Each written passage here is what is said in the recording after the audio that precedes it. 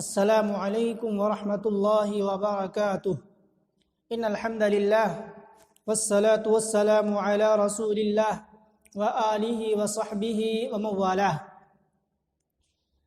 عزیز طلبہ، السبع المعلقات محاضرہ نمبر 12 میں آپ کا استقبال ہے۔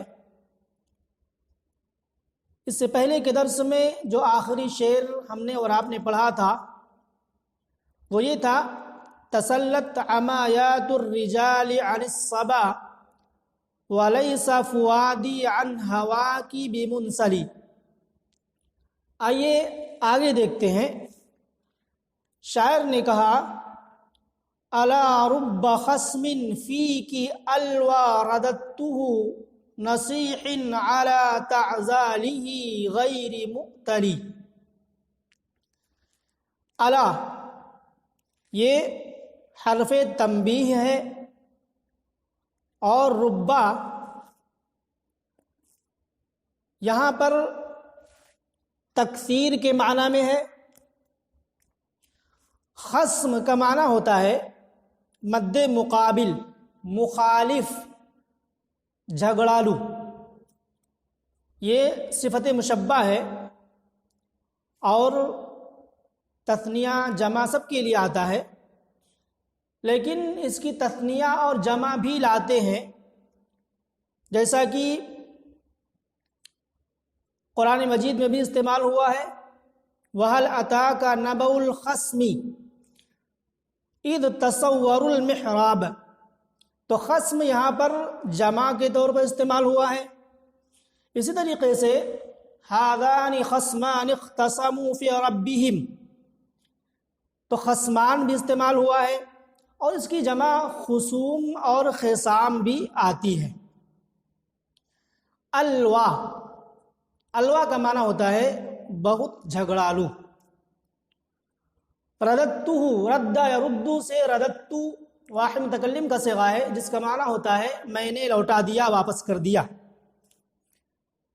نصیح، نصیح، نصیح کا معنی ہوتا ہے خیر خواہی، لیکن نصیح یہ ناصح کے معنی میں ہے۔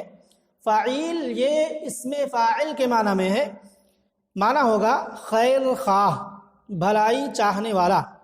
تو نصیح کی جمع نصائح آتی ہے۔ تعزال یہ باب نصرہ سے مصدر ہے، جس کا معنی ہوتا ہے ملامت گری، ملامت کرنا۔ اور مؤتل اعتلا باب افتعال سے، جس کا معنی ہوتا ہے کوتاہی کرنے والا، غیر مؤتل کوتاہی نہ کرنے والا۔ تو آئیے ترجمہ دیکھتے ہیں۔ شاعر نے کہا: الا رب خصم فیک الوی رددته نصیح علی تعزاله غیر مؤتلی۔ شاعر نے اپنی محبوبہ کو خطاب کر کے کہا کہ خبردار، تیرے سلسلے میں بہت سے سخت جھگڑالوؤں کو میں نے لوٹا دیا، جو اپنی ملامت گری پر بڑے خیر خواہ تھے، کوتاہی کرنے والے نہیں تھے۔ یہ شاعر نے کہا۔ آئیے اعراب دیکھتے ہیں۔ تو الا حرف تنبیہ ہے، ربا تکثیر کے لیے ہے، اور خصمن، خصمن یہ مجرور ہے ربا کی وجہ سے، اور موصوف ہے، آگے صفتیں آ رہی ہیں، اور فی کی یہ جار مجرور مل کر کے خصم کا متعلق ہے، اور الوا یہ خصم کی پہلی صفت ہے،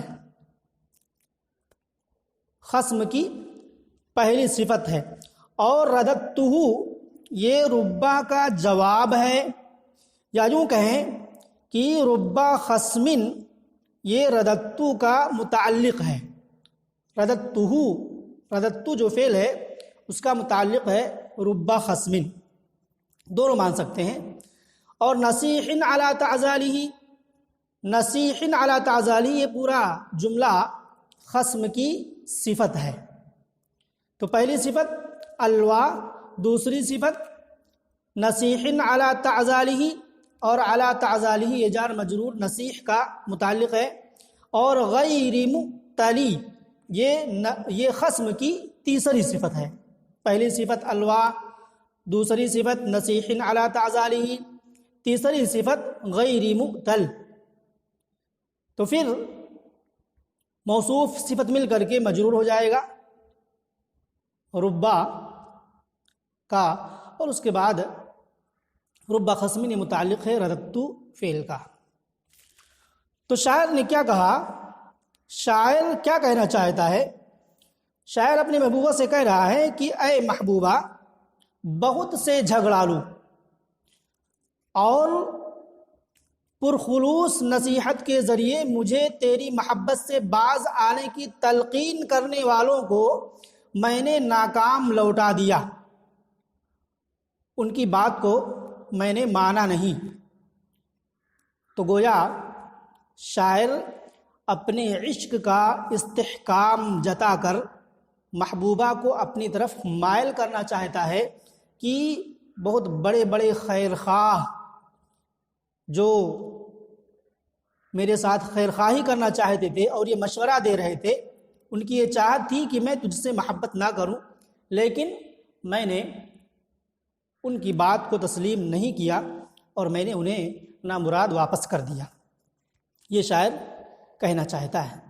آگے کہا وَلَيْلٍ كَمَوْجِ الْبَحْرِ أَلْقَى سُدُولَهُ عَلَيَّ بِأَنْوَاعِ الْهُمُومِ لِيَبْتَلِي.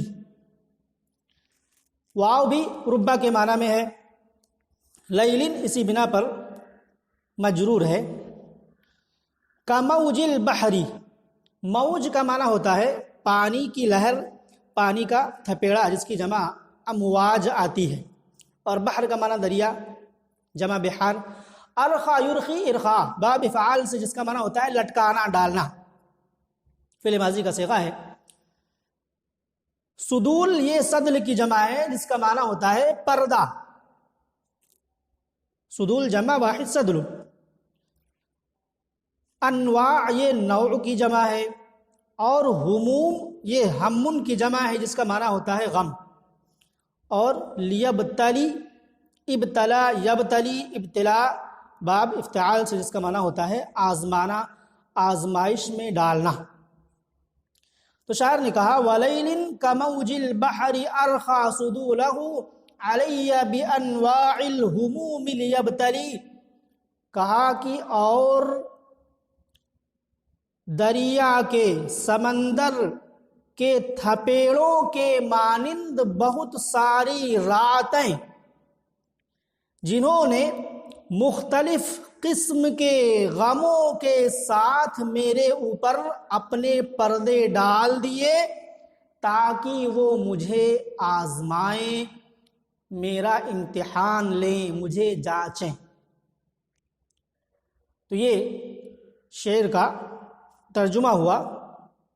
تو واو ربا کے معنی میں ہے تکثیر کے لیے، لیلن یہ مجرور ہے اسی بنا پر، اور کموج البحر کاف حرف جر ہے، موج مضاف، البحر مضاف الیہ، مضاف الیہ مل کر کے مجرور ہوگا کاف حرف جر کا، اور جار مجرور مل کر کے یہ متعلق ہوگا کائن محذوف کا. ولیل کائن کموج البحری. اب کائن کموج البحر یہ لیل کی پہلی صفت، لیل کی صفت. ارخا سدولہ، ارخا فعل اور اس میں ہوا کہ ضمیر فاعل، سدولہ مضاف اور مضاف الیہ مل کر کے ارخا کا مفعول بھی. تو ارخا سدولہ یہ لیل کی دوسری صفت بھی مان سکتے ہیں. لیل کی پہلی صفت کائن کموج البحری، دوسری صفت ارخا سدولہ دوسری صفت بھی مان سکتے ہیں. اور ولیلن یہ ارخا کا متعلق ہے یا ربا کا جواب بھی مان سکتے ہیں، ربا کا جواب بھی مان سکتے ہیں. تو کچھ بھی تسلیم کر سکتے ہیں تینوں میں سے۔ علیہ یہ جار مجرور مل کر کے ارخا کا متعلق ہے، اور بانواع الہموم یہ بھی بحرف جر انواع مضاف، الہموم مضاف الیہ، مضاف اور مضاف الیہ مل کر کے مجرور ہوگا علی بحرف جر کا، اور جار مجرور مل کر کے یہ متعلق ثانی ہو جائے گا ارخا فعل کا۔ اب ارخا فعل اپنے فاعل مفعول بھی اور متعلقات سے مل کر کے جیسا کہ بتلایا کہ صفت بھی مان سکتے ہیں اور ربا کا جواب بھی مان سکتے ہیں، یا یہ کہے کہ ارخا فعل کا متعلق ہے ولیل کموج البحر۔ لیبتلی، لیبتلیہ اصل میں ہے، تو لام لام کئی ہے، یبتلی فعل ہوا کہ ضمیر فاعل، فعل فاعل مل کر کے یہ کیا ہو جائے گا، حالت جر میں ہو جائے گا لام کی وجہ سے، تو یہ بھی متعلق ہو جائے گا۔ تو شاعر نے کہا کہ اے میری محبوبہ، تمہاری محبت میں مجھے کئی مرتبہ مختلف مصائب و آلام کے لیے آزمایا گیا ہے، ایک بار نہیں بلکہ بہت بار، کئی بار تمہاری محبت میں مجھے آزمائش کا سامنا کرنا پڑا ہے، لیکن میں ہر بار آزمائش میں کامیاب اور ثابت قدم رہا، اور ان آزمائشوں سے کبھی بھی دل برداشتہ نہیں ہوا، میں ہمیشہ کامیاب رہا۔ شاعر یہ کہنا چاہتا ہے۔ اس کے بعد کہا فَقُلْتُ لَهُ لَمَّا تَمَطَّى بِصُلْبِهِ وَأَرْدَفَ أَعْجَازًا وَنَاءَ بِكِلْكَلِي۔ قُلْتُ لَهُ، تو اس قول کا مقولہ آگے کا شعر ہے۔ قلت میں نے کہا، تمطّا، تمطّا یا تمطّا تمطّین باب تفاعل سے اس کا معنی ہوتا ہے دراز ہونا، لمبا ہونا، لیکن با صلہ کے ساتھ آ رہا ہے اس لیے متعدی ہو گیا، تو با تعدیہ کے لیے جس کا معنی ہو گیا دراز کرنا، پھیلانا۔ صلب جس کی جمع اسلاب اور اسلب آتی ہے جس کا معنی ہوتا ہے پیٹھ، پشت۔ اردفا، اردفا یردف، ارداف کا معنی ہوتا ہے پیچھے کرنا، پیچھے کرنا باب فعل سے۔ اور اعجاز یہ عجز کی جمع ہے جس کا معنی ہوتا ہے سرین، پچھلا حصہ۔ وناء تو یہ اصل میں قلب ہے، نآ تھا، نآ اس کو کر دیا گیا ہے جس کا معنی ہوتا ہے ابھارنا، دور کرنا۔ اور کلکل کا معنی ہوتا ہے سینہ جس کی جمع کلاکل آتی ہے۔ تو شاعر نے کہا فَقُلْتُ لَهُ لَمَّا تَمَطَّى بِصُلْبِهِ وَأَرْدَفَ أَعْجَازًا وَنَاءَ بِكِلْكَلِي، تو میں نے رات سے کہا، لہو میں ہوں ضمیر لیل کی طرف لوٹ رہی ہے، تو میں نے رات سے کہا جب اس نے اپنے پشت کو، اپنی پیٹھ کو دراز کیا اور اپنے پچھلے حصے کو، اپنی سرین کو پیچھے کیا اور سینے کو ابھارا۔ کیا کہا وہ آگے شعر میں آ رہا ہے۔ تو قلتو فعل انا کی ضمیر فاعل اور لہو یہ جار مجرور مل کر کے کسی قلتو فعل کا متعلق ہے۔ لما تمطّا بصلبہ، تمطّا فعل ہے اور ہوا کہ ضمیر فاعل ہے، اور باہر فجر صلب مضاف ہی مضاف الیہ، مضاف مضاف الیہ مل کر کے مجرور ہوگا باہر فجر کا، اور جار مجرور مل کر کے متعلق ہو جائے گا تمطّا فعل کا۔ پھر اس کے بعد یہ معطوف علیہ، واو حرف عطف، اردفا فعل ہوا کہ ضمیر فاعل، اعجازا مفعول بھی، پھر یہ معطوف علیہ، ناء فعل ہوا کہ ضمیر فاعل، بکلکلی یہ جار مجرور مل کر کے ناء فعل کا متعلق۔ تو یہ پورا جملہ ظرف کی جگہ میں ہے، یا شرط مانے تو جزا محذوف مانیں گے، یعنی لما تمتع بصلبہ واردف اعجازا وناء بکلکلی فقلت، تو میں نے کہا، تو جزا بھی ماننا پڑے گا اگر شرط مانتے ہیں۔ تو یہ شعر کا ترجمہ ہوا اور اعراب ہوا۔ اب قول کا مقولہ آگے آ رہا ہے، لیکن شاعر نے کتنی خوبی کے ساتھ اس شعر میں تشبیہ دی ہے، جدائی کی رات کی لمبائی کو بیان کیا ہے شاعر نے اس شعر میں، اور رات کو حیوان قرار دے کر کے، جانور قرار دے کر کے، جو حیوان کے جسم کی کیفیت انگڑائی لیتے وقت ہوتی ہے، رات کے لیے ثابت کی ہے شاعر نے، کیونکہ انگڑائی لیتے وقت جانور کے جسم میں کھچاؤ اور لمبائی بہت زیادہ پیدا ہو جاتی ہے۔ جب ایک جانور انگڑائی لیتا ہے تو سینے کو اوپر کی طرف ابھارتا ہے اور پچھلے حصے کو پھیلاتا ہے، اس طریقے سے کرنے سے جو اس کی اصل لمبائی ہوتی ہے اس سے کہیں زیادہ وہ لمبا ہو جاتا ہے۔ تو اس سے شاعر رات کی لمبائی کو بیان کرنا چاہتا ہے کہ رات جب بہت لمبی ہو گئی تو میں نے کہا، کیا کہا؟ الا ایھا اللیل الطویل الانجلی بصبح وما الاصباح منک بامثلی۔ اللیل الطویل، الا بھی حرف تنبیہ ہے اور اس کے بعد ایک دوسرا الا آ رہا ہے، تو یہ دونوں تاکید کے لیے لائے گئے ہیں، ڈبل لائے گئے ہیں، تاکید کا معنی پیدا کرنے کے لیے۔ اللیل الطویل، لمبی رات۔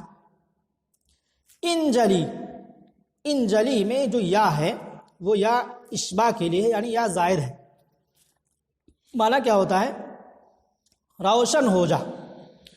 بصبح اور با یا عن کے معنی میں ہے، عن صبح کا مفہوم ہے۔ صبح میں، صبح بن کر روشن ہو جا، صبح میں بدل جا، اور اصباح کا معنی صبح ہونا، اور امثل یہ افضل کے معنی میں ہے، بہتر کے معنی میں ہے، جس کی جمع اماثل آتی ہے۔ تو شاعر نے کیا کہا؟ کہتا ہے کہ میں نے کہا، جب رات نے، میں نے رات سے کہا جب اس نے ایسا ایسا کیا، یعنی رات جب دراز ہو گئی، کافی لمبی ہو گئی، محبوبہ کی عدم موجودگی میں جب رات مجھے بہت بھاری لگنے لگی تو میں نے کیا کہا؟ کہا خبردار اے رات، اے لمبی رات، تو صبح بن کر روشن ہو جا،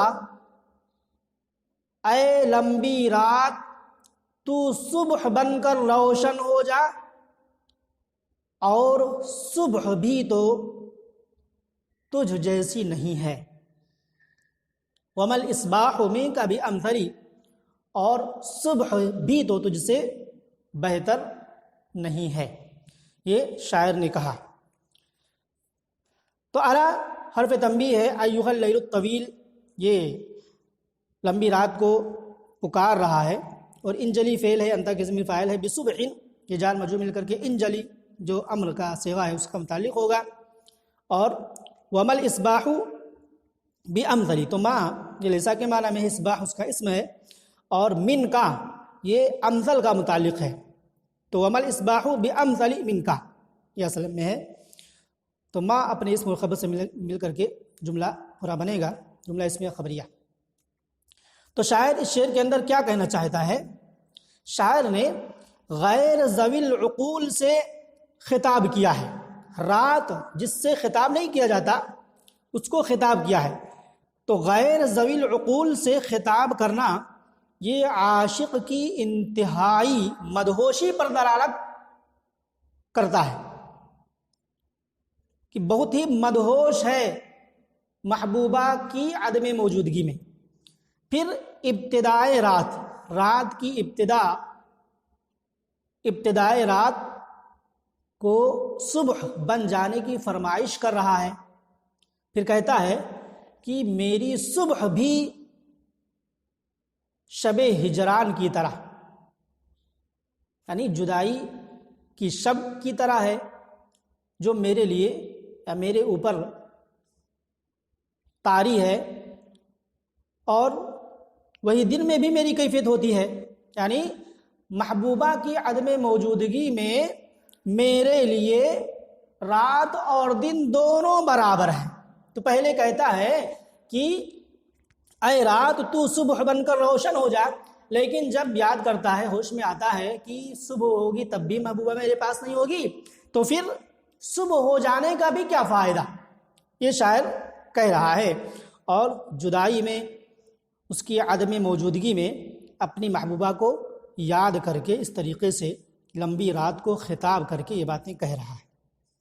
تو یہ امرؤ القیس جو تشبیہات میں، کنایات میں بہت زیادہ ماہر تھا، اور یہی ساری چیزیں جاننے و سمجھنے کے لیے یہ اشعار پڑھائے جاتے ہیں، ورنہ مفہوم پر ہمیں نہیں جانا ہے، بہت بہتر نہیں ہے. لہذا آج کے درس میں 4 اشعار آپ کے سامنے آئے. اللہ رب العالمین سے دعا ہے کہ اللہ رب العالمین ہمیں حصول علم میں